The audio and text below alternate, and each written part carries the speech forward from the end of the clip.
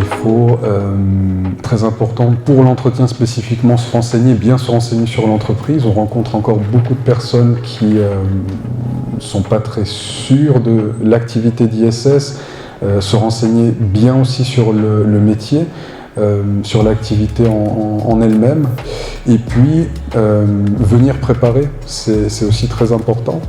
Comme je le disais, je préfère avoir quelqu'un peut-être qui a noté sa présentation, ce qu'il va dire sur un bout de papier, et qu'elle sort ce cahier devant moi si elle a envie, par exemple, de faire sa présentation et de ne pas être stressée, plutôt que quelqu'un qui va essayer de faire par cœur pour peut-être se dire que c'est plus impressionnant ou que ça va faire meilleur effet, qu'elle se perde ensuite dans sa présentation. Donc venir préparer, venir avec des notes si c'est nécessaire.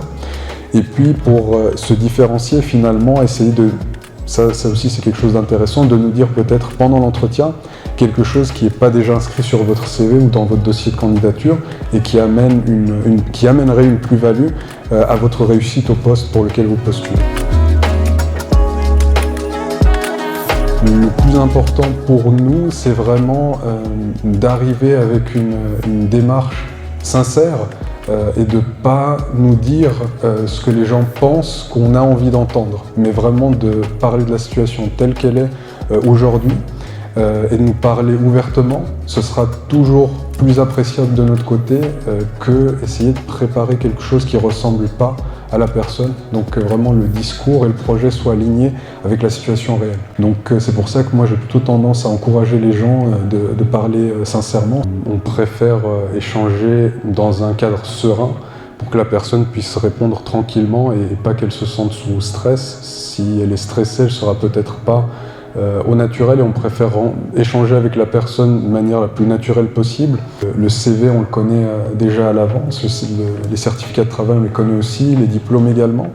Donc c'est vraiment, au-delà de tout ça, peut-être d'utiliser ce moment de l'entretien pour se présenter de manière honnête et transparente, sans se sous-vendre ou se survendre, mais simplement indiquer la motivation pour le poste.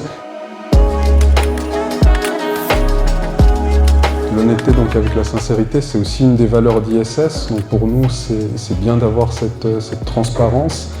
On va dire aussi quelque part la motivation et l'intérêt à apprendre, parce que finalement, on n'est peut-être pas parfait au poste en commençant, mais on peut se perfectionner en prenant position pour le poste et en apprenant aussi en faisant.